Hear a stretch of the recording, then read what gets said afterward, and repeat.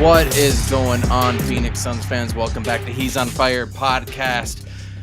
What a day, right? I'm feeling a little bit down, because of the whole Pac-12 situation that I definitely want to get into at the your fish fry. We have to talk about Kevin Durant, and who better to talk about absolutely everything that's going on than my trusty, worthy, and all of a sudden StreamYard savants, the entire He's on Fire crew. We've got Jay Joyce and Amit in the house from He's on Fire After Dark, and we got the one and only Specs joining us. So we need to get right into it. Kevin Durant came out, officially requested a trade, right? And then his preferred destination was Phoenix, like 20 minutes later. That came out around 2:30-ish my time, so about 12:30, 1:30, somewhere around for you guys. And then, man, it was. Oh, Jay, what are you doing? Are you taking that off and put it on? Oh, I'm sorry. What was your guys' initial response? I mean, I heard you over talking right when I got off of Suns Jam, and you said this is nothing new to the Suns fans and everything. Like, I personally, I've always believed Dan. I've always believed Flex.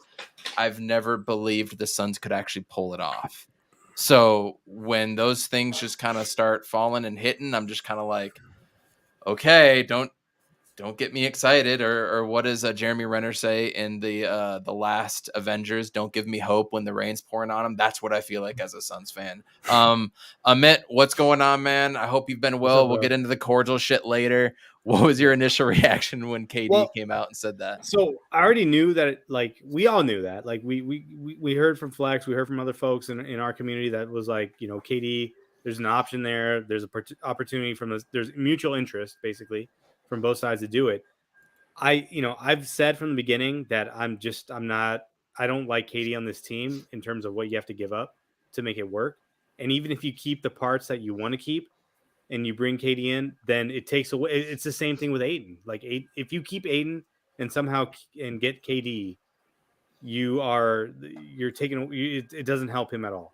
And I just really think that the whole experiment that we saw in Brooklyn with those three guys, that experiment didn't work because those guys all three of them work on different levels.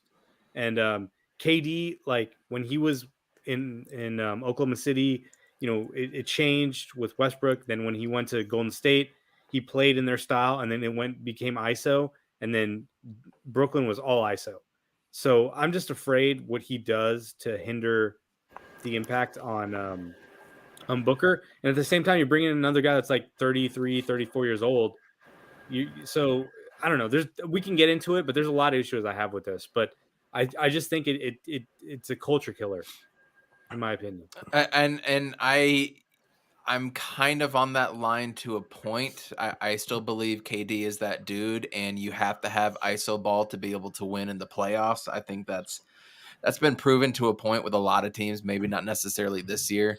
But Jay, you've had quite a bit of opportunity to talk on this podcast, so we're gonna give it up to Specs first. All right, I was about to say. All right, Specs. What did you think of all this, and what do you think of KD to the Suns? I'm not gonna lie, I stayed up a little late yesterday, so I woke up right at like 11 or 12 when it happened, and I got the notification. It was kind of a sigh of relief. It was like I had no idea. I kind of knew this was gonna happen. In Flex we trust. Like, he hasn't let Suns fans down yet, so I knew that was gonna happen. But I don't know. It was just kind of, interesting to see that. And now that it's all coming to the light, and now people are seriously saying, oh, KD could go to Phoenix. So it's really exciting right now. And I know some people are like, oh, maybe KD wouldn't work. I think Kevin Durant's one of those guys that when he joins your team, you automatically become a contender. I felt that with Chris Paul, but I think Kevin Durant kind of brings that to another level. And now you would have, I think, close to the best trio in basketball if you were to have that happen.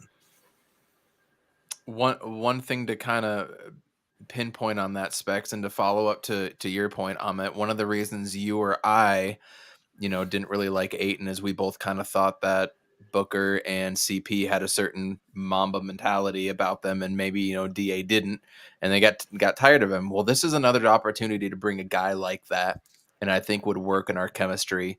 And obviously, he likes Booker. right? Yeah. And he played with Chris Paul on the Olympic team in 2010, if I'm not mistaken, but I could be mistaken. I think it was Um, 2012. Yeah, but it was. I'm 2012, not. yeah, Yeah, something like that. whatever the dates were, just something to think about there, Amit, as far as cohesion, chemistry, and all that. But JJ, give us your immediate thoughts.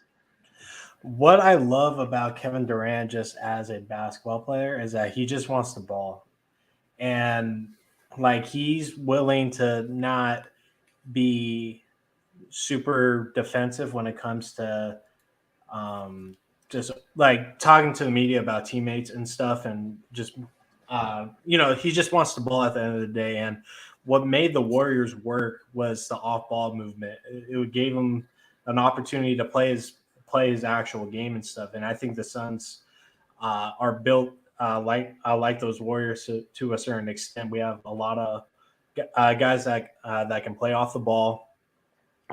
Just with the trio alone of Paul, Booker, and KD, all of us are expecting Paul to take a back seat, which would we wanted that in general, but just KD and Booker trading baskets on the offensive end. And people say KD doesn't play defense. He can. He just doesn't. He's definitely going to pick up his game, especially when it's competing for a title. Draymond Green has been talking a lot of shit the last few weeks and stuff. That probably hits home. Barkley was talking hella shit too. Like how would Barkley feel if KD comes to Phoenix and actually wins a chip that Barkley couldn't win? And that's probably an FU to the Warriors as well. And I just think from a narrative standpoint, this would be a great storyline in the NBA just in general. But from a basketball standpoint, I don't see how you can be against it really. Like us as Suns fans, we don't want to see the DA go for nothing. I don't think we're just going to let him walk. But no one's really put up an offer, and the team that has the cap space and the ability to acquire DA is the Spurs. And then the Spurs probably don't. I think the Spurs just want to tank and not take on more of that cap space issue. So DA is probably going to get less. He's not going to get offered a max. It's starting to look like. So there's a world out there where we can really make this work. But that's later down the line. I'm on the total opposite side of Amit. I'm on board with the KD joining us. But that's just me. This is an opportunity to get a goat, a unicorn, whatever phrase you want. I mean, in my opinion, this is probably the best basketball player we will ever have in the Suns uniform. Right. As of right now, yeah, there's no doubt. As of right now, at this time, absolutely, he would be the best player to ever enter our franchise. I mean, other than Dragon Bender, he's probably right there. Hold on. Chris Haynes just tweeted something about Kevin Durant. Hold on. News: Kevin Durant trade request doesn't absolve him of blame for the biggest failure in NBA history.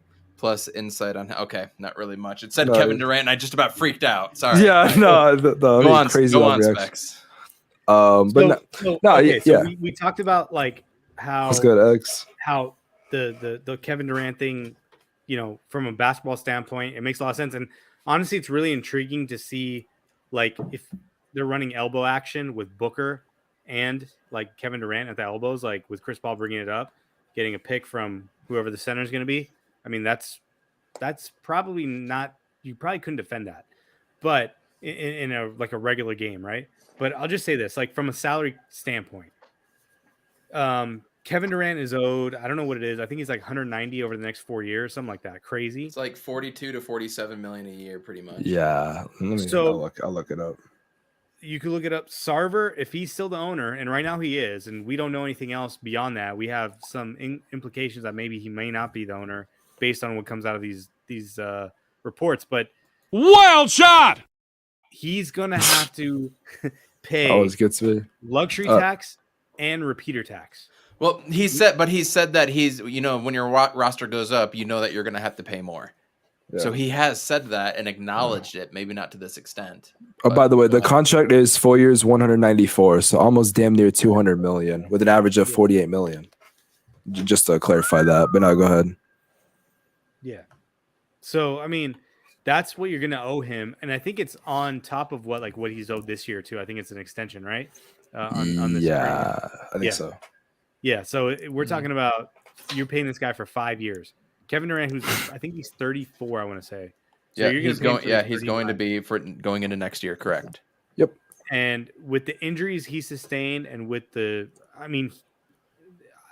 would you consider him durable? I don't consider Well, Kevin no. Durant durable. Well, hold on now. In Brooklyn, he was the number one guy by far, and he was being there. Like I talked about last time, I think on After Dark, where I was like, there's moments where he'd play like 40, 50 minutes, having to like have 50 points per game.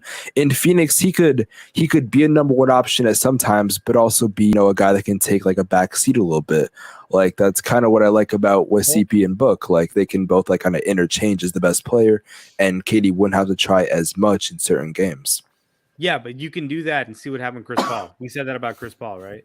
Yeah. And But we also, kept on playing him Chris 40 Paul is minutes, also though. not Kevin Durant, though. Like when it comes to scoring and Well, stuff like that. I mean, I would challenge that on fragility because I think both those guys are pretty fragile. Well, Yeah. I when you I need do them most, think they're not there. I hear what you're saying, but think about this scenario, Emmett. Chris Paul no longer has to have the offense go through him. So one, I think that frees him up to bring the ball up the court and pass it off and not necessarily have to facilitate as much. He can kind of sit in the corner and be that be that Derek Fisher type of point guard that we kind of need him to be. All right. And then that also makes it so Book and KD don't have to be the ones taking it up the court. So Paul can get tired doing all that and getting into our initial set all day and then just find an open spot. So think about that too. Look, over the course of a season, that's one thing you can say, right? But when it comes to like one hit in the playoffs or one hamstring in the playoffs, it doesn't matter what he did the regular season. Like Chris Paul is just done. It doesn't matter. Like you can rest him and he can still get hurt. That's my point. So would you feel better if we brought in a better backup point guard like a Goran Dragic? Yeah. I mean, a guy that I would personally like is Dennis Schroeder, who knows how to play behind. Yeah, just a Chris little bit Paul. older, but yeah, I like Jokic. Yeah, bring him up. Kemba is reaching a buyout. If he Oh, goes yeah. on a vet minimum, we can take him. That's the something guy that I was thinking about, because I didn't think we necessarily need a point guard. We just need another scorer. A combo And- guard. And I'm kind of over like the Lou Williams, the Jordan Clarksons, like they're kind of older. I was thinking like, who's the next guy? And I thought Malik Monk was that dude.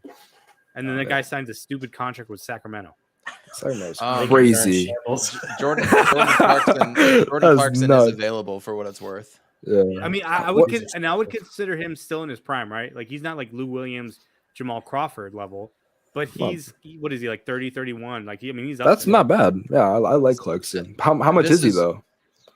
Like 18 to 23 a year right now. So I don't think that we can get him. But this is why I wanted Aaron Holiday back, man. This is why I wanted Aaron Holiday back. I thought he would have been perfect as a third point guard. Yeah. I don't know. He didn't show enough for us. We didn't put him in a lot, to be fair, though. He got little to no playing time, and when he did come in, he did well. It was such a small sample size. No, I mean when he had there was like a little consistent run where he was getting minutes, but then when it became really spotty, like his performance dropped off big time. Well, one name we're looking at as another backup two guard is Dante DiVincenzo. And Yeah, that name's been floating out there since the draft. I mean, yeah. You know. I mean, what do you run? Like, what kind of guard would he be? I thought he was a shooting guard. He is a I think shooting we were- guard. I would think maybe as we a were spot up always shooter, thinking about- but We all want an He's a Eric backup Gordon. too. We all want an Eric Gordon, right? yeah, absolutely. So, like, what is the model of like an Eric Gordon type player? You know, Top line ain't and I bad. think, and what's a younger version of that? My thinking was Malik Monk, but Yeah. I mean, I'm Malik open Monk's to a it, by right? far If better you- version, though. If you have a couple other names, I'm interested. I mean, not Austin Reeves, but like kind of like a guy like that that's like young, can shoot the ball, can like drive, just simple stuff like that. But obviously not Austin Reeves. But Either Facu Campazzo or Ricky Rubio. I'm gonna be honest. Anywhere. I'm not gonna lie. I wouldn't mind Ricky Rubio back as a backup point guard. I would not mind that whatsoever. So I wouldn't mind it with this roster construction because he's probably always going to play with Booker or with KD, right? Yeah, And in yeah. that sense and that type of offense, I'm not against that because now it takes the onus off of, again, KD and Book to not have to bring the ball up every single time. So Yeah. I really don't mind that. And for God's sakes, if Chris Paul doesn't rest at least 20 some odd games this year, I'm going to be pissed. And that Yeah. makes it so you have a guy like Rubio who can start in his place. So you have to. That's why I'm like Dennis Schroeder, Goran Dragic, Ricky Rubio. Those are kind of the names I'm looking at right now. But I mean, there's still trade options, I would imagine. Yeah. I feel like there's also be some players that kind of just come out of nowhere that maybe Phoenix gets from like a trade package where they're kind of just like contract fillers that could eventually turn into like decent players on the team, if that makes sense. It depends on who we're trading with. If we trade with Indiana, is TJ McConnell expendable? Can we pull that out of a hat somehow? In a KD trade, will we literally just be getting KD, or is there any possible way we'd get like someone thrown in there for the hell of it? Cap is fake, man. I think they would. Contracts don't exist, by the way. Like contracts are it's just a paper with words on it. It means absolutely nothing. Like I forgot some YouTuber I know said that there's probably going to be a lockout or like a holdout, something like that. Like something's going to eventually happen where owners like, okay, what is the meaning of contracts now? They don't mean anything. Like they hold little to no value now. And it's all assets. They're all assets. Yeah, like they're all tradable. They're like commodities. You can move them around. But even players, like they don't have to play for that contract anymore. Like I know we're gonna talk about what Flex said like later on, but well, it'll have to do with that. So I'll wait until we talk about what Flex said because he dropped a lot today. We have faith in Flex, right? Absolutely, Flex we trust. I mean, he did break the Chris Paul stuff. He broke the Booker playing in Game 6 stuff as well. Yep. I didn't know. I didn't know about. I don't think I was even on Twitter like that. And when we did get Chris Paul, so I didn't know about him. But then the whole Devin Booker injury stuff, I was like, oh, this guy's pretty legit. And everything so far he said, he's been right. So I have no reason to doubt him. And I'm so glad that a lot of people are like, oh, you know, Flex is like his legacy's on the line, and he got all this hate and stuff. And then when he was right, people are like coming back. Like, no, stay on your side. You chose your side. You didn't believe in him. Like everyone that believed in him deserves a little bit of credit. Yeah, you're right. Ahmet, I cut you off earlier. What else do you want to throw out there? All right, go ahead. I can't remember now. I'll add something though. So I was like, I've been listening to the Coast to Coast. They usually don't drop a lot, but considering it's free agency time, they're dropping an episode whenever there's an update. And Flex and Dan mentioned the wording of Sham's tweet about how KD's agent and was it Sean Marks, the GM? Yeah. Oh yeah, the GM. That they're gonna work together to send KD where he wants, and like with any other player, you see just request trade. Whatever, and even when it's come to LeBron, it's been like he put in a trade. So with that wording, with what Flex and Dan said is that like KD, they said, and I quote, his eyes are directed towards Phoenix, and he has a house in Miami, but Miami would have to throw everything in the kitchen sink to acquire him because Miami can't send Bam because Bam and Book are under the same shit. And then Duncan Robinson, like nobody wants his ass. Yeah, nobody wants him. Not for that contract, no.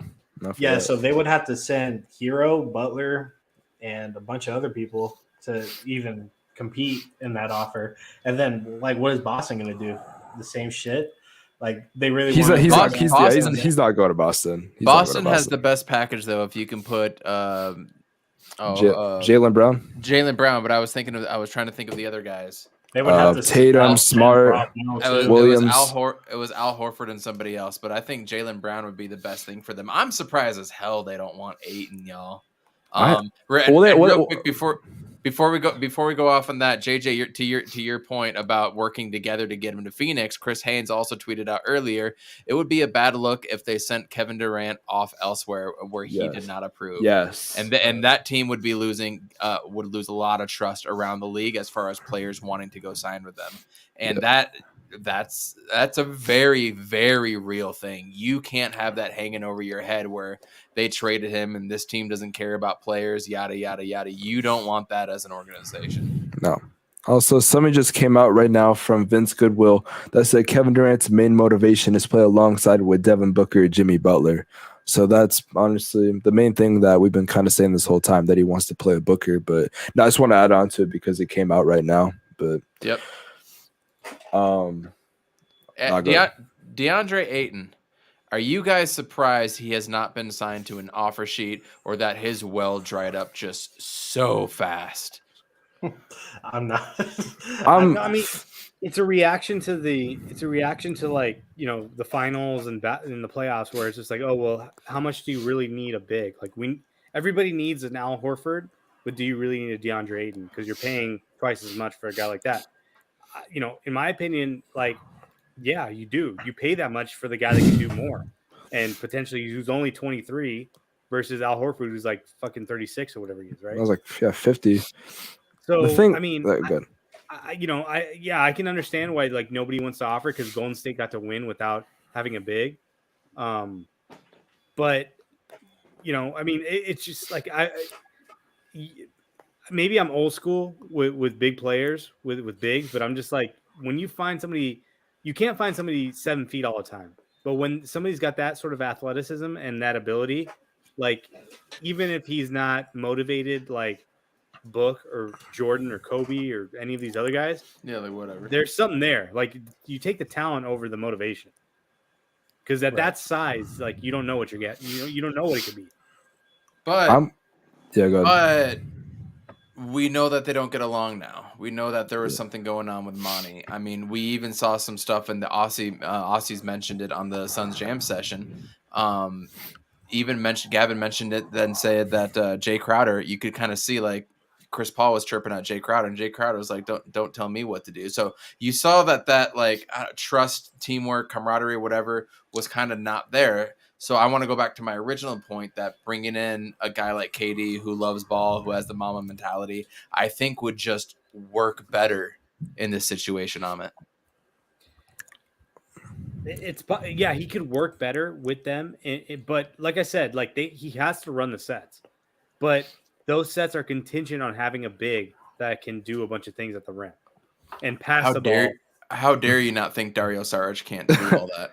He's not a starting center. No. He's Honestly, I love him at a 4, but not a starting 5. Also, I just want to say about DA real quick. I've said this a million times, and I'm going to say this 1,000,001 times.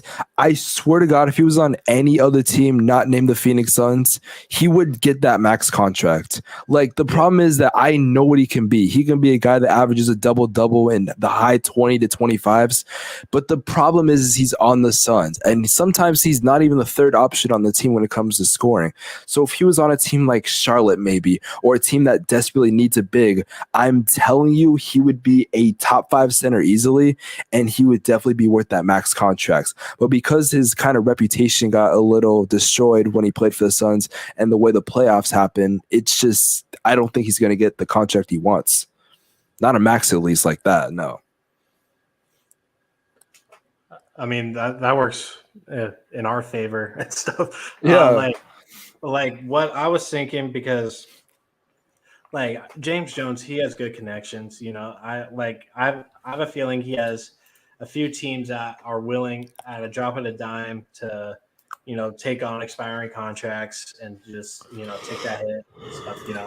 And these GMs, they're talking all the time, you know, like it came out earlier. I think it was from Chris Haynes as well, is that like the Suns have known for about a week that KD was going to put in a trade. So, I mean, they've been working on this, and I like you mentioned Indiana, Evan. I don't know necessarily what Indiana can do. I don't know exactly the numbers and stuff. Obviously, Miles Turner and the Nets might actually want Halliburton too, but I don't know if they're willing to cough that up. Brogdon, Buddy Hield, Brogdon. Miles Turner, Halliburton, as you just said. Chris Duarte is a young guy that I would assume a lot of people would want too. But that's kind of the gist of them. I wouldn't give up Halliburton. I would not give up Halliburton. That guy's going to be something in like 4 years. I'd give up Brogdon before that. Oh, yeah. Brogdon, but times. Halliburton's not untouchable for me, but go ahead.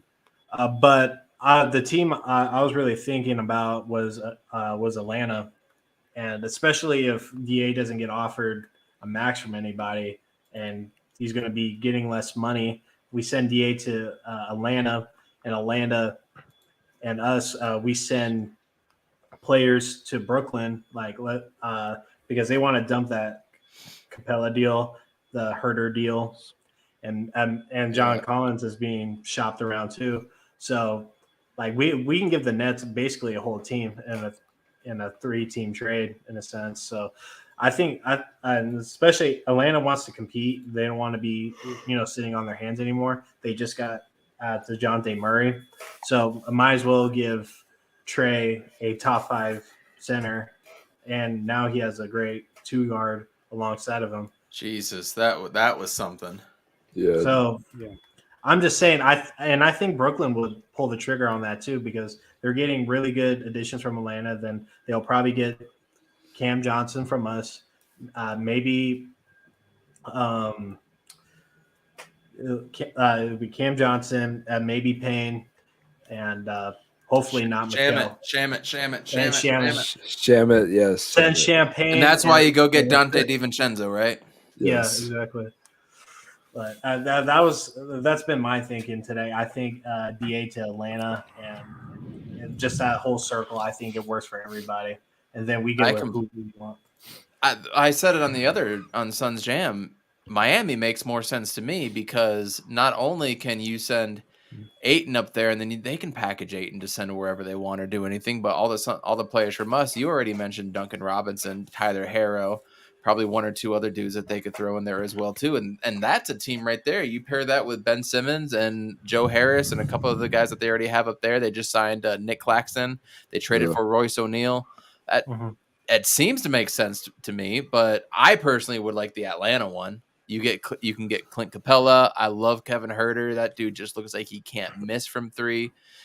Cam Reddish or John Collins. So, I think Clint Capella or from DA to Clint Capella, that would not be a bad transition, to be honest. No. I think that's honest. No. And getting Kevin Herter, I would love Kevin Herter, and Cam Reddish would just be amazing, to be honest. But no, that's definitely not bad. I think that'd make the most sense for Phoenix, but it also depends. Are they gonna have to use those assets to get KD? Like, it honestly just depends. Picks too. I didn't mention that. Oh yeah, our first 3-round picks for the next 3 years are gone. Yeah. Oh yeah. I mean, but doesn't James Jones hate the drafts pretty much? I don't mind not drafting anyone if we can win a championship. I don't care at all about the draft. I don't want to give up both the twins. We can't do that. I don't either. I don't want to give any of the twins, but there's a chance it might have to happen. But if the Nets don't want to include a 3rd team and they don't want DA, what other options do we have? Look at this way, dude. DeJounte Murray, it took 3 draft first-round picks and a swap. So you got to think Brooklyn's going, hey, man, we want 6 picks. We want yours and somebody else's. That was a terrible trade for Atlanta. They lost that trade, which is good. That's going to sound so crazy, but they lost that 100%. But now go ahead, Amit. Yeah, so 6 picks to start before you talk about salaries matching up, right? I mean, we can give them all the expiring contracts that they really want to go, full just nuke the whole thing and start over. Yeah, but I imagine they want an asset, and they probably want 2 assets, and they probably want the twins, right? I mean, which makes sense, but that would just kill everything on this team if we did that. I mean, we have to keep one of those guys, and I think if you're bringing in Kevin Durant, it makes more sense to keep Mikal Bridges and let Cam Johnson go. As much as I think maybe Cam Johnson has a higher ceiling than Mikal Bridges does, in the overall long term of their career. Yeah, I see your eyes get big. No, I'm serious because he's heating up. Oh, Johnson, there you go. Exactly, I was about to say. Shit, you got the picture right. Every year, the dude is hesitant to shoot versus Cam Johnson, who is not hesitant to shoot, and he's got a better pull-up game at this point, I think, than Bridges, and I think he can run the pick and roll a little bit cleaner too. And we seen him yam on people. I just Well, think he has a higher upside. Well, one, I think it's important to note that during the playoffs and the second half of the season, after that whole Knicks game winner, he kind of wasn't himself, even though I know what he can be. And he And was number, injured. yeah, He was injured. yeah, to be fair, but and I think number two also that's kind of important to note in that in a situation where the Suns trade DA obviously, and let's say they go with like the Atlanta trade, or maybe they just go Bismack Biyombo. I think a lineup where they have CP, Book, and Mikal on top of Kevin Durant and maybe Clint Capella or Bismack Biyombo, that's the best starting lineup in Phoenix, or no, not Phoenix, but in the NBA. So I think they kind of have to keep Mikal. Like I think that's the twin you have to keep if you were to get rid of one of them. I love Cam Johnson, but Mikal's like he also brings like arguably some of the best defense in the NBA. Like he's easily one of the best perimeter defenders that the game has right now. Like that's something you can't get rid of. Our defense would be garbage. Yeah. If any Nets front office execs are watching right now, we're not saying Cam Johnson is the lesser player. So, like, don't get it twisted. We strictly want Mikal just because of defense. Okay, I can give a fuck about his offensive back. All right, Cam Johnson, he can kind of do everything a little bit more than Mikal, just besides defense. That's my point. It's like there's no room for him to fit against Kevin Durant, but you can slip in Mikal Bridges and nothing changes. Man, I don't care if we have Kevin Durant who's probably gonna average around 20. Book's gonna score a lot of points. I don't need Mikal to go crazy on scoring. Just get those simple layups or simple mid ranges, whatever. But I mean, Cam Johnson adds offense, but we don't need too much crazy extra offense. So I'm going Mikal. Would you guys be mad if we don't get KD when we run it back? No. Depends how the roster looks. If we do anything, if they patch everything up and then they're just tunnel vision for the chip, I mean, we'd have to re-sign Ayton, right? We don't want that 1 year deal hanging over and he's a free agent next year. Like that has to be a thing, right? Honestly, I thought about that too, and I was like, maybe that motivates him for a chip. I'm not worried about that. I'm not really worried about Ayton's feelings because either one, he's gone because of his feelings. Two, he has to take a smaller deal and he has to deal with it. And if he sucks, he'll be traded anyways. So I'm not worried about his feelings at this point. I think, Ayton, I think his ability, like, let's just see if it meshes with the rest of these guys. But if we didn't sign KD, it wouldn't be the end of the world if we ran it back. But we on the fringes, we got to do something because you can't just be like your biggest free agent that you picked up this year is Dario Saric, who just didn't play last year. Hey, that's not fair. All I'm saying is Thomas Bryant is still a free agent, and that's Thomas Bryant's out there, and we have he's gone, and JaVale go ahead. No, I was gonna say if JaVale McGee's gone, get Thomas Bryant, get Mitchell Robinson, get one of those type of guys, or Robin Lopez was brought up by the fallen founder. Man, this is it's not 2010 or whatever. Goddamn, what was I gonna say? So Dwight Howard is available too. I mean, that's actually not bad. All jokes aside, that's not bad. That's pretty bad. I'd take Hassan Whiteside over that. First of all, like $1 and like 75 cents, it wouldn't be bad to get him. But no, Hassan. There's at least 10 guys I can name off the top of my head. Nurkic is one. I'd rather have Nurkic. Yeah, but Nurkic is probably going to be worth a lot more than Howard. I'm saying if we get him for a cheap price, then I would love Howard. I'm not giving him a crazy contract, but if we get him like I said, $1.75, I wouldn't mind him. What about hopefully we're bringing back Biz. That like has to happen, right? At this point, that's a lock. Yeah, we kind of gave him a chance after last year. He wasn't signing with anybody. I mean, Hassan Whiteside's the other guy for me. I thought he did a pretty good job up in Utah, honestly. He was great in Miami for like 1 to 2 years, and after he got that big ass contract, he kind of just fell off the face of the earth. So I don't expect him to be that, but if he can at least play like Utah, maybe or a little better than that, I'd be fine. Whoa! Iverson Vlogs had a positive post. KUBS. Wait, that's something. Oh no, that must be Jimmy. Iverson. What is that shit? I'm not gonna. I was gonna talk about KD, but no, I was gonna say real quick that to answer your coach question, or goddamn, I cannot speak today. But no, basically to answer your question, when you say like, would you be upset if you didn't get KD? It's kind of like the question, would you rather lose by 1 point or 50? Like, I'd rather just it get started and it's like, Suns have no chance. Like, you know what? That's fine. Like, I didn't expect this to happen. But now that they're so damn close, and it's like this could happen any day now, it's gonna be a little upsetting. But I wouldn't necessarily be mad if we ran it back with the roster we have. Here's a couple other names to throw at you guys: Rodney Hood, Ben McLemore, Otto Porter Jr., Austin Rivers. We've already talked about Dennis Schroeder. We already said Dwight Howard, Wayne Ellington, and another guy out there. So I like him as a shooter. Yeah. There's guys out there that can kind of do what we need to do. Jalen Smith is still out there. No. Surprise No, Colin just that. Sexton is. I do like Avery Bradley for defensive purposes. I think there's something there as well, too. Bo Cruz, a.k.a. Yes. Juancho Hernan Gomez, is out there. I don't know why they waived him. That was crazy. TJ Warren's out there. Jeremy Lamb's out there. And there's Ricky Rubio. So there's plenty of guys that if it fits you, this will work. But I do think that this brings on an interesting question about Ish Wainwright. Is Ish Wainwright ready to step in to be that backup player that can get anywhere from 12 to 18 minutes? I'm not sure. Because he has never been that. He's never been that. He's just been a kind of guy you throw at the end of the game when the game's like already over. You're just like, all right, just go out there for a couple minutes. I mean, you know, he he's looks not good on a bad team. He looks good on a bad team when the other team is just not ready for, like, they're not game planning for a dude like him. I think this is now his 13th team. I want to say he's played on 13 teams in his career. Wait, how old is he? He's got to be close to 30 now at this point. I've never heard of this dude before he came to Phoenix. I'm not gonna lie. Like, I heard about him in that was a Baylor, while but I ago. kind of lost track of him. He's 27. Wait. Oh, okay. NBA undrafted. This is his first season apparently. Yeah, this is his first year. First real time having anything. I mean, JJ, would you rather have Ish Wainwright take that backup wing role, or would you rather have Torrey Craig, who did nothing for us? Ish. I love Torrey, but Ish plays hard. He's physical, and he can guard straight four positions, and he can play a small ball five really well.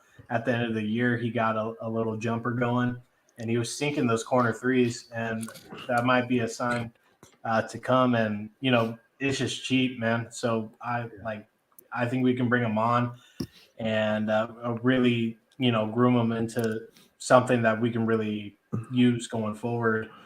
Hold up. But I thought you were talking about Ish Smith. The whole time. what? No. Right. I was like, Wainwright. Yeah, big. Why would you compare those guys? No. Strongman Ish. 1,000% you take Ish. Yeah, Now I'm Mr. Ish Smith. Now Yeah, he knows what we're talking because I was trying to about. figure out why Ish Smith in this conversation. Yeah. I mean, I think he's also kind of a weapon you can use. Like I said in the playoffs, if we were to play the Bucks, I was like, maybe throw him on Giannis. Maybe he could be like a Giannis stopper, quote unquote. Like I think he could do something like that on other bigs and things of that nature. He's a guy that you look at him and you go, dude, PJ Tucker, like that is your profile. Like you need to become that guy or something better than him, right? Somewhere between a Torrey Craig and a Ish Wayne and a Ish. I was about to say Ish Smith again. Or PJ Tucker and Torrey Craig, like somewhere in between those guys, because he has the same body build. He's physical. He just has to refine his shooting, refine his handling, be able to tackle, close out, and then just put that effort in on rebounding and offensive rebounding. You got the same guy. Yeah, I think Ish could thrive in a certain role, knowing what he's supposed to do. Absolutely, I look forward to it. I don't think Torrey Craig's going to be anything, but he's probably going to be on the roster next year. So, man, there's a lot of things going on. What did you guys think about some of the moves today? I thought it was really interesting. Washington felt like they were really doing a lot of things. Right. Not only getting Bradley Beal back for $251 bills, but they trade for Monty Morris and Will Barton, and then they sign. Oh, who'd they sign? They signed DeLon Wright. No, yeah, DeLon Wright. They signed DeLon Wright, a defensive first kind of backup guard like that. So I thought Washington did some things. Then you go look at Milwaukee. They signed Joe Ingles. Portis got extended. What's that? That was over. Yeah, they got 4 years, $50 million. Yeah, Portis. Yeah, Portis fleeced him, dude. Yeah, I love Portis's agent. Yeah, how much did they get Carter for? You know Yeah, what? Javon was probably cheap. I'm assuming. It's the Got- same gotta be deal. low. Whatever he had the year Oh, before. okay, yeah. They just like Same he's agreed to deal. come back. Kyle Yeah. Anderson to Minnesota, I think, is an underrated signing for Minnesota. Why does Kyle Anderson exist? He's also he's one of those guys. Lobo? I don't. Yeah, I like. He's kind of like Jalen Smith. For me. I kind of just hate the way he plays. Like everything he does, kind of just pisses me off. Like when he shoots and he's on the court, but yeah. I just he had to went say to that. UCLA. That's one reason I hate him, which is a whole different meeting nowadays. Nicholas Batum, who the Suns had interested in, were linked to. He goes back to the Clippers. Yeah. Sadly, I thought that would have been a really good one. I We're would've still liked not it. going to get Thaddeus Young, so that may have been something that Flex dropped, and we did have interest that never came to fruition. Toronto could be a 13 too. I forgot to mention Sun that. Devil Lugens Dort, 87.5 mil. All I'm- deserved. Years. All I- deserved. I love Doris. That's why I was kind of happy because there's no way Phoenix was going to pay him that. Like I was kind of I didn't- underrating how much he was going to get. He fully deserves that. I didn't think he was going to get that. That's That guy went insane. from a two-way player to $90 million. I love I He love deserves Dort. every dollar. Yeah, not good for him. Props. ASU And legend. Obviously, Well the deserved. biggest one of the day that affects the Suns and the opponents is Jalen Brunson going to the Knicks. So That's just funny. I'm sorry. That's hilarious. That's just hilarious. and Isaiah Hartenstein goes there too. yeah, that's funny. It's not even shocking to me anymore. This is just hilarious to me at this point. So Denver, Dallas obviously isn't as good with Brunson and McGee, right? Mm. No, they got Christian Wood. Oh, yeah. They needed Tom Oh yeah, Speed. they got Christian Wood. It Yeah, doesn't matter though. Like that's fine. You can They- get McGee and him, but what made them better is they had another ball handler. Exactly. If they don't have that other ball handler, like you get the same product that you get with Luca that you've gotten. Exactly. Yeah. This Yeah, is you get- basically Luca with Kristaps Porzingis and stuff You- now, yeah. and with a big. except maybe him and Wood will actually be better than him and Tingus Pingus. Like it really just depends on how if they click or not. Yeah, I know there's other names. I'm just not going to say them. We're probably gonna go on for a minute here. I know you got to head out. Give us some more takes that you have. No, I mean, I mentioned I thought like that Bobby Portis got overpaid. I think that Malik Monk signing with Sacramento on 2 years for 20 million was surprising. Considering, I mean, I know the Lakers couldn't pay him, but I thought somebody could pay him something more than that. Probably The switch to a Ingles defender. deal to the Bucks was surprising too, because I thought that's really smart on them Yeah. to just get somebody like that. But it's weird. Like I think there's like this kind of tier of NBA players where you got the really like the guys that are going to get max deals. They can basically like a KD force a trade when he still has like 4 years left on his deal, versus like a Malik Monk who has to sign like a 2 year $20 million deal, or like all these guys that like they opted out and then they re-signed, and you're like, oh, that's reasonable. Like that makes a lot of sense for the team. For the player, you're going like, why would you do that? Like that doesn't make any sense. So I'm trying to figure out like the balance of like how all these players that signed these, like they opted out and then took like worse deals. Like what happened to like the Chandler Parsons and the Luol Deng? Oh my God, Chandler Parsons. Shout out. Who's Like- the New York Met that has like a 20-year contract with them? I do not remember his name, but I know what you're talking about. Yeah. Now my dad told me about Paying that. these guys still, and I'm just like, what happened to those deals? They Bobby disappeared. Bonilla makes $2 million on July 1st every single day. So That's Bobby awesome. Bonilla Day That's is coming up on tomorrow. nice. So I feel bad for the players because I'm like, what, like almost like you're getting somehow you got put in this picture where you have to take a short-term deal, get lower than market value, or at least your perceived market value, and then you just have to keep doing that every year. Like look at JaVale McGee, like he's living off 1 year deals. Like Yeah. look at Matt Barnes, like living off 1 year deals. Like what happened? Like and that's not the norm now. Like all these like fringe guys, not even fringe guys. Let's say like between the 5th and the 12th spot on the roster are now all just like 1 year guys, and they just move around. And I'm just like, what's happened in the NBA where like this is the norm? Like where everything is on the fringe. Like we increase the salary cap, but the players aren't making their full market value. I think it's this term that my dad used to tell me all the time called instant gratification, where it's like you kind of want it now, you don't want to wait. So a lot of these players will just sign these short-term deals, but they're not going to sign these long-term deals because one, some players like these older guys really aren't built for that, and number two, some really just don't want to wait. They either want to get a championship or they just aren't ready to commit to a team. Well, I would counter that with some of like the mid. I'll focus on the Suns, like Tom Gugliotta getting like a 4-year, $50 million deal, or Danny Manning doing something like there's those players that you're like they're not all-star level. They're not. No, they're- I'm saying nowadays. I'm saying nowadays, like yeah, no, I mean, but it's possible. I just don't think that. I feel like the gap has changed. Like, there's not a lot of money for those guys because, like, don't you think like what do you think Miles Bridges' open market value is right now? it's slow now. It's slow now. It ain't It's gone to shit now. shit. Jail. I'm not gonna lie. It shouldn't. So, It was. what I'm saying is, Mm. don't you think he's going to end up signing like a 1-year, $15 million prove it deal somewhere, like the same way Kelly Oubre did? They might. What's that? They Charlotte might just run it. Well, yeah, it depends because of all the stuff that came out about his like his girlfriend posted those pictures. So he could. I'm not sure if he's gonna do jail time, but I think he actually posted bail. So Yeah. I hear what you're saying though. I hear what you're saying. And I don't know if I just don't know if that's a thing anymore. I mean, a guy like Lonnie Walker who signed with the Lakers today, I thought was a damn good player. That's like a 10 to 12 year or 10 to 12 million dollar player. He's making 6.5 now. Which doesn't make sense because like it makes more sense from the organization and from the player. Let me sign a 2-year, $12 million, right? At least I'm an expiring deal in the second year, so you can move me. There's a lot of options for the team, and I get a little bit of more, long term, at least one more year, right, of guaranteed money. Yeah. But anyways, guys, I'm gonna jump. I'm gonna let you guys finish up. You can talk about the pathetic Pac-12. Jesus Christ. All right. Thanks for hopping on it. Yeah. Hey, We'll thanks, see you guys. soon, bro. All right, Yeah, later. later on. Bye. Pac-12, man. What the hell? Oh, and then I got to reposition the Pac-12. Larry Scott, Michael Crow. Holy shit.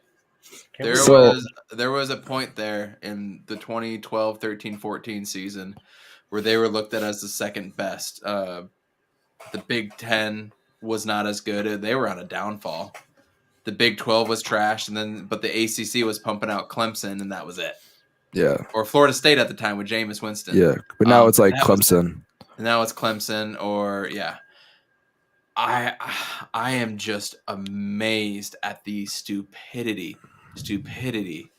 and the continued stupidity that conference operated with, and now Arizona State, Arizona, the rest of the Pac-12, Pac-10, back to the Pac-10. They're left with their dicks in the wind. I mean, that's a good way. All right, so for someone that doesn't understand the situation as much, it's kind of like new to what you want to like kind of explain a little bit. UCLA and USC are going to the Big Ten. Signed, sealed, delivered. Nobody knew about it. Nobody in the Pac-12 knew about it. Nobody was told. Nobody was warned. They issued their shit together to go into the Big Ten, and boom. And that's just, dude, college sports sucks now. College sports is not what college sports was supposed to be. College sports is just amateur athletes, a AAA program, which if you think of it that way, it's not a bad thing. But what's the point of going to a school, rooting for an alma mater, doing all that shit? There's no point anymore. You can't get hype and root for the guys that are playing for you because you're just going to be gone next year. The coach can be gone. The ADs are going to be gone. They're going to be moving alignments. And who suffers? The fans.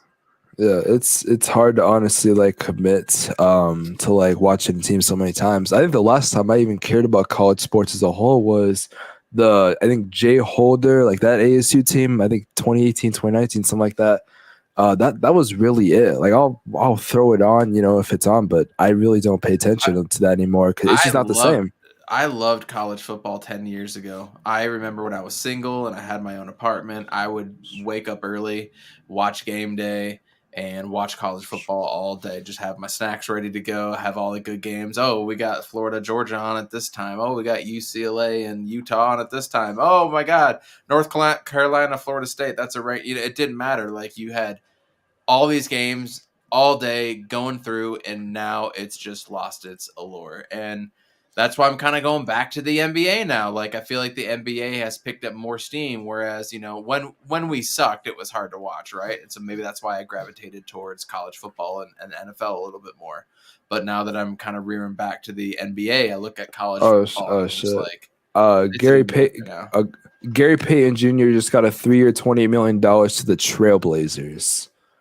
Good for him though. But no, go ahead with what you're talking about. I just wanted to say Gary that. Payton, 3-year, 28. Yep, Good for that's him. Playing good for him. Yep. I mean, he's not gonna win anything, but good for him though. I don't know, In Portland Oregon, is a he little went to better. Oregon State.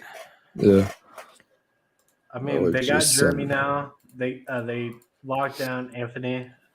Portland's not They- gonna make the playoffs. Yep, Anthony Simons is there. Dude, okay, the NBA can absolutely facilitate or work and get 2 more teams. Look how deep all of these teams are now. I want Vegas. I want a Vegas team so bad. Like I will. Fuck a Vegas team. We need Seattle. Yeah, We need yeah. Seattle and Vegas. That's what I want. Seattle and Vegas. I would love That's what's that. going to happen. Oh, There are so many good basketball teams now. Me and Ahmed talked about this too on a couple After Dark shows ago. So since it's going to be 2 West teams, what we're guessing 2 have to go to the East. So like we said, Memphis and New Orleans, I think. Either that or Minnesota. One Can we? of those. Why don't we get rid of Sacramento? Never mind, because there's like a million California teams. But I was about to say, can we just like move Sacramento? They don't deserve a team anymore. I mean, Yeah, that that's might be the best, but They don't deserve a team at all. Like there should not be a Sacramento team anymore. Make them either Seattle or go to Vegas or whatever other team. Maybe Vancouver. I don't know. I'm just thinking about like random cities. Vancouver didn't last. It's gonna be gonna be Seattle and it's gonna be Las Vegas. But you just go up and down the rosters now, and I can't wait to do our preview so we kind of have more of an idea of where everybody's gonna sign. Trades are gonna be done. We see some of the summer league and who's gonna shine there for the rooks. You go up and down. I guarantee you, there's gonna be a good team in the West that doesn't make the playoffs, like Phoenix, Golden State, Denver, Clippers, Lakers if healthy, Memphis. maybe Lakers healthy, but not. I'm not even mentioning Memphis, New Orleans, Minnesota, Portland, West is fucking good. Dallas. No. Brother, you almost just That's named the whole 9 damn. right- You almost named the whole damn conference. You could probably keep That's going. what I'm saying. You could probably justify damn near the whole conference, except maybe like Houston. Like Yeah. you. So the Houston, teams that would be no good that wouldn't make it, obviously, and Utah. I didn't even say Utah. Oh, Houston and Sacramento.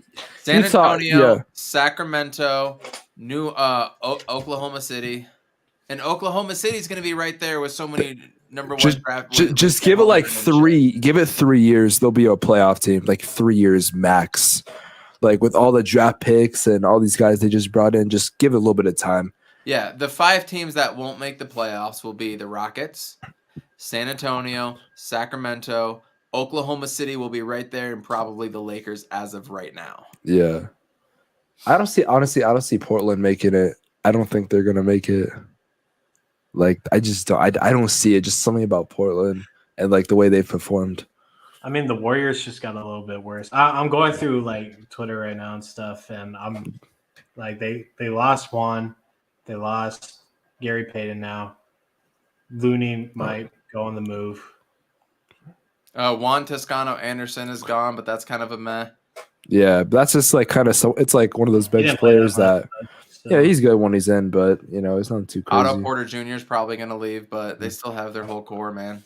Yeah, the main guys that they need. Honestly, they could literally like go to a high school, pick up some guys, and their team would be just fine. Honestly, like that's what's good about some championship teams is they don't need the most rounded, balanced team. Just have a core 3, core 4, maybe even core 5, and then boom, you could honestly win a championship.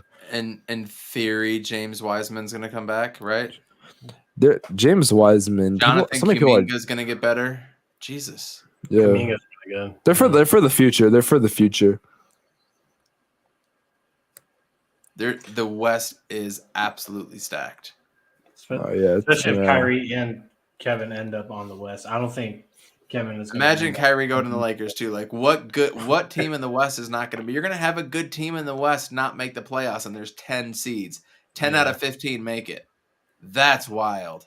The playoffs are going to be fun to watch as long as there's not as many injuries. You know, that's all something you got to put into perspective. But it should be a fun playoffs. But right now, I'm looking towards the what do you? Oh, go ahead, Jay. Oh, okay. I said on Twitter my birthday is July 3rd. I'm gonna say by July 3rd, Kevin Durant will be officially signed. Man's gonna sign that. Well, yeah, especially because you're gonna be his personal driver. Yeah, yeah. Like I tweeted at Kevin like a month ago. I was all like, "Hey, if you come, I'll be your personal driver. I'll pick you up. I'll show you the houses, whatever."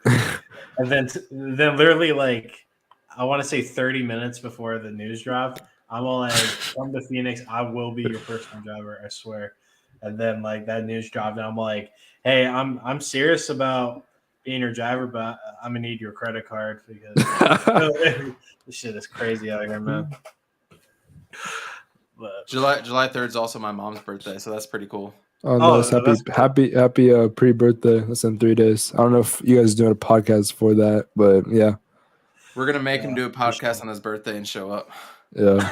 you should get super drunk for on what do you call it, on stream, like for your birthday. if Kevin Durant is signed by July 3rd, I will. And I don't drink like that. Like I'll get crossfitted on live on stream. You heard it here first, y'all.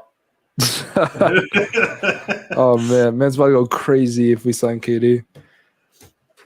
Evan, what are your main thoughts about this whole situation? Because you've been sort of playing the fence a bit, and I kind of hate you for it. I just kind of want you to say, like, As far as what? As far as KD? like let's say KD comes out tomorrow and says, like I want to run it in Phoenix. Like, let's do it and stuff. Like, I don't want our roster to be trash after. I don't want it to just completely take it away and then we have nothing to build on after that and be these top-loaded teams that can't come through because nobody else can come through. I mean, there's a lot of superstar teams that haven't been able to get it done. And I've said this. How many times have I come on here and I've said I don't like these superstar teams. I don't like these the big threes that went to Miami. I don't like that. So them coming here, yeah, it makes me eat some crow for sure. But at the same time, I just want a championship. And if this is, maybe it's time that we do have the balls to make a move like this and get rid of some players that we like to be able to get that championship. I mean, when we traded away Charles Barkley, we got 4 players. Everyone's like, oh, we got 4 players. None of them did anything for us. Except for Mark Bryant, who's now our coach. I mean, go figure. Yeah. Life works a funny way. Yeah, it definitely does. But if we trade McHale, like, what's our defense going to look? We trade McHale and DA and Crowder. Like, our defense from our starting unit is gone. So what does that look like? Yeah, that's one of the things that kind of scared me about it. Yeah, it's like if we lose our core. Yeah, I don't know if Booker can average 25 because I honestly think they might ask him to play a little bit more wing defense. So he's been a good two-way player though. He's stepped up as a two-way player, but honestly, I think he's going to have to put a little more onus on the defensive side, especially without these dudes. Yeah, in a situation where we lose like Mikal and Jay and now DA. So, and to add to what you said, Evan, and I agree with what you're saying. That's definitely a concern, but we're taking on KD's contract, right? We're going to have him for the next 4 years, like max, right? So, like, let's say we handle business this year, let's say we go all the way, whatever. But then we're suffering with guys that we want to keep, but we can't financially. Like, with this, it will kind of give us time and, with the reputation as well to bring in really solid guys at a cheaper price, yada, yada, yada, and stuff. So that stuff can definitely happen down the line. And personally, I'm just saying, I think Mikal is off the table. I feel like James Jones really doesn't want to get rid of him. I think that's I think he's making that a point, and especially if he's been sitting on this info for like more than a week, and he's been in cahoots and talking to who's ever at the Nets. I feel like he's made that a point that Mikal and Booker are off the table. So Well, and the wings that they currently have would be Joe Harris and Royce O'Neal. You've got Ben Simmons that would obviously be playing defense. Then you've got Seth Curry, not really Patty Mills, Bruce Brown, Cam Thomas. And the fact that they traded for Royce O'Neal, I also think means we don't have to give up one of the two. That was a really surprising move because you're like, I want draft picks. I was shocked at the Royce O'Neal. It kind of threw me off. Yeah. I mean, it was only a second rounder though. It was like just a second rounder. It was the first rounder. Oh, it was the first rounder? Oh, I thought it was a second rounder. That doesn't make any sense to me. So it also leads me to believe that I don't think we're going to give up as big of a package as we think. Like, I think it might be something like Landry Shamet, Crowder, not Landry Shamet, Cam Johnson, DA, first round picks, and maybe somebody else throws in a team. Like, I think there's going to be a way we keep either Crowder or Cam Johnson. I really don't care about Shamet. I want him gone. I'm not gonna lie. KD is. I'm trying to figure out how to put this. So basically, I feel like there's a situation where Kevin Durant is more than likely going to force himself to Phoenix, which we've already been hearing, parts of that and stuff like that. But what do you guys think the trade package will be at the end of it? Like, what do you think it'll be? Like, as like the entire trade? Exactly what I said. And Kevin Durant just shipped back, and that's it. We don't get nothing else. Maybe a pick swap. I wouldn't mind pick swap because I don't think James Jones really cares about the draft. Our picks aren't going to be shit anyways for the next 3 years. Yeah, because we're going to be a top team, I would like to think. So we're not going to really get into that crazy. Hey, real quick, somebody just tweeted, I remember when Kawhi Leonard got traded to Toronto at like 4 a.m. Sleep is dangerous right now. That is true. I woke up and all of a sudden Kawhi was in fucking Toronto. And he didn't want to go to Toronto originally, but he ended up loving it. Then won a championship and I said, all right, I'm out. And then just wanted to play. If he would have stayed, Toronto could have won another chip. I don't think they won a back-to-back, but they would have been a good team, like no doubt about it. Especially if the Warriors weren't going to be an issue, So yeah. Well, yeah. Yeah. But I agree with Evan. Like a lot of people are plugging shit into the trade machine, like you can only do so much in that. You're pretty limited in that. But like I feel like the package isn't going to be too crazy, especially if KD's trying to be as cordial as possible and working with the Nets front office, trying to get this deal done. And KD has a lot of input in it, and just how he has this all the control. So he has a lot of control, and like the ball is on the Nets court for sure, but really KD's controlling this whole thing. So that's why apparently Flex said there's a 99% chance KD is a Phoenix Sun on his latest podcast, which I did not listen to yet. Well, I listened to it before the podcast. Yeah, I listened to I was like halfway through, and then I got the text from Jay that he wanted me on, so I kind of stopped to get things ready, and then 99%. That's with everything going on, it wouldn't shock me. It absolutely would not. Wow, I just read the shit that just happened to Miles Bridges. Yeah, he gone. Yeah. He's fucked. He's not playing enough game. That fucking team is in shambles right now. Oh boy. How do you sell a bag that hard? Like how? He's also a piece of shit, but goddamn. Off topic, did y'all see that random clip of this woman that was braiding Kyler Murray's hair? Did you see that? No. Oh, okay. So it's this woman was in an interview. It's like on a podcast. I don't know, but so like Kyler Murray hit her up and stuff, and she's braided his hair a couple times. And Kyler Murray he has a girlfriend, wife, whatever, and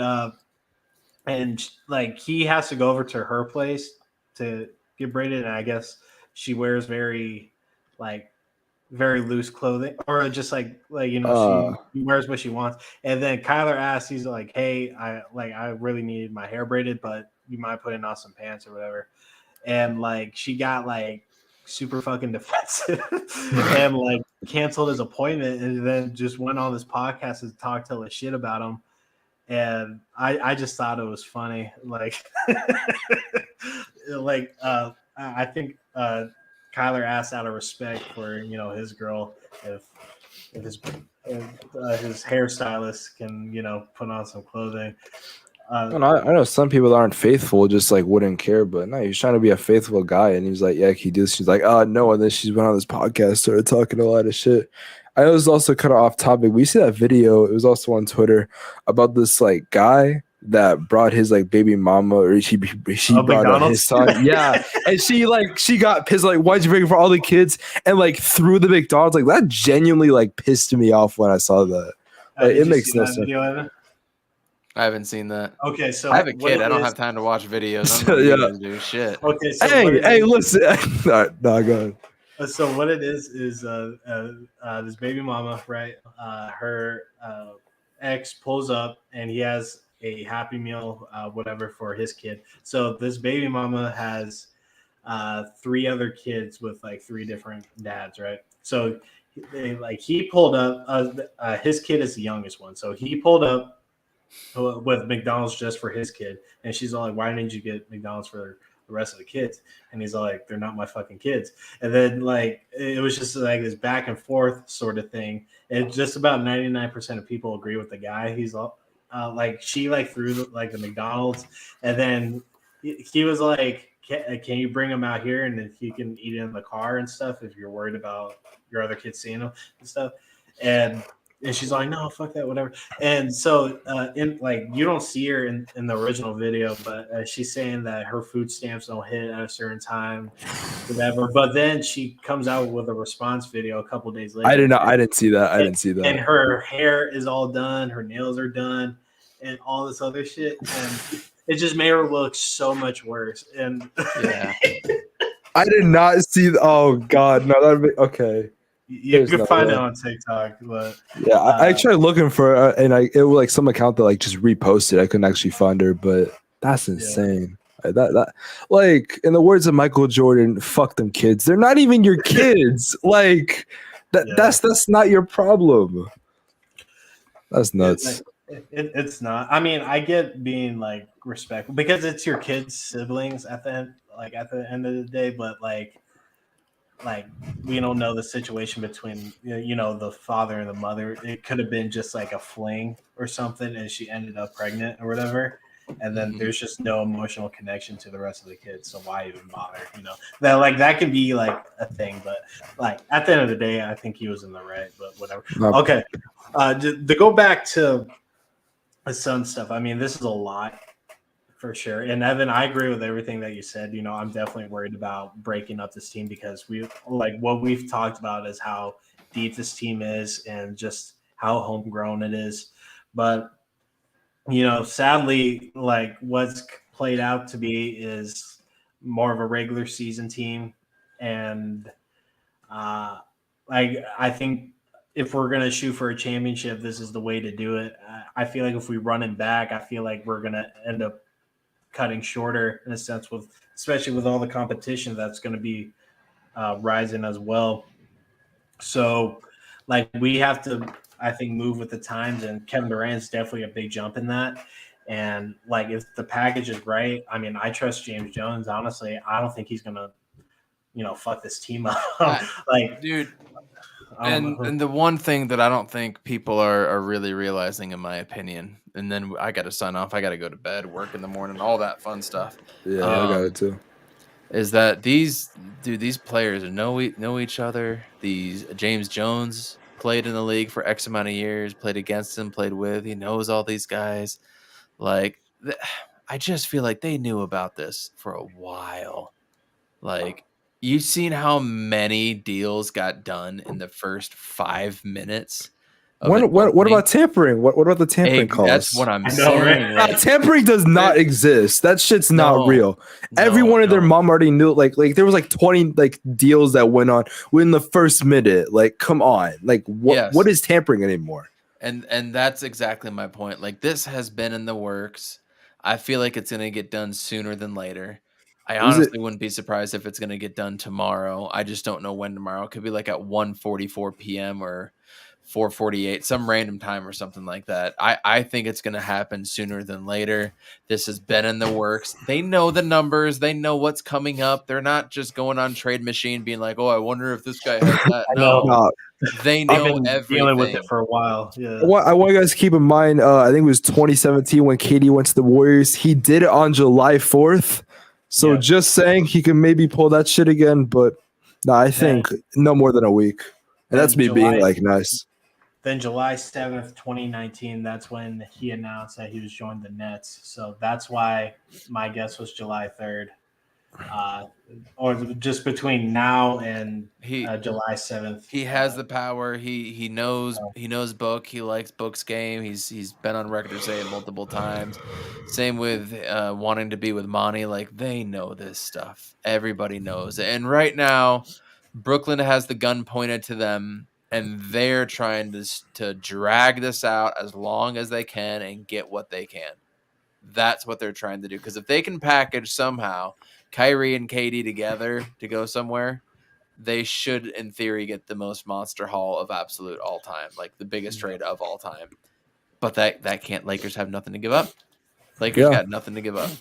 So we're gonna get out of here. If anything does happen in the next few days, luckily I'm not doing anything now. I am going on vacation next Saturday, so I'll be gone for 2 weeks. So JJ's gonna have to hold down the house. Man, another man, you living good right now. Okay, I see you. And no, listen, I had to go to Florida for a conference for some cool shit. Oh, nice. And then I had to go to the lake for the lady's birthday, and now this is our actual vacation where I get to throw the phone in the water and not talk to her for 2 weeks. Hey, Man, it's our first vacation in 3 years.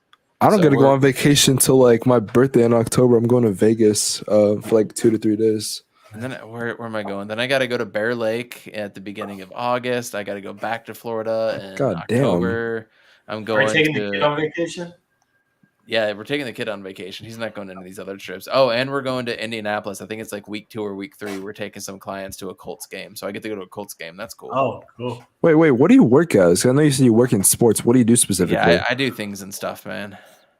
That's a good way of putting it. I do a lot of very, things. very vague. Very okay. That sounds a little I shady. do a lot No, I'm of, just lot playing of with you. things with ball and stick sports. That's a way of putting it. Now I'm gonna start telling people that I don't want to tell people I'm a YouTuber. I'm gonna tell them I do stuff with ball and sticks. Just Yeah. it sounds perfect. I do a lot of things here or there. Yeah, I'm gonna steal that. All right. If something does break this weekend or through next week, I'll be here. So I'll definitely want to drop something. Thank you, JJ, for dropping the image. My creative juice has been gone because summertime is really something. We have like 8 birthdays in the family in like a 2-week span in the month of June. God Like, damn. yeah, we're way busy in the summer. So it's good to take a break, but it's good to see your ugly mugs and talk some good sports stuff. I'm really hoping that something good comes our way because damn it, we deserve it as Arizona sports fans. He's on fire! Absolutely. All right, you guys, think positive thoughts, law of attraction, do whatever you got to do. Hopefully we get KD and we're not selling the farm.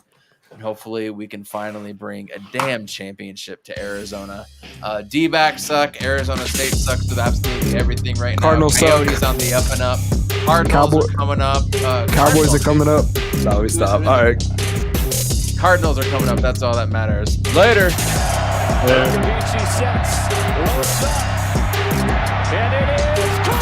Oh. Blitz coming, Matthews, Palmer extending the play, pushes the field, Larry Fitzgerald. Larry Fitzgerald is insane to the 4-yard line. Crowder looking, throws it alley. Oh! He puts it down! He puts it down! They're getting a little wobbly. Philadelphia just out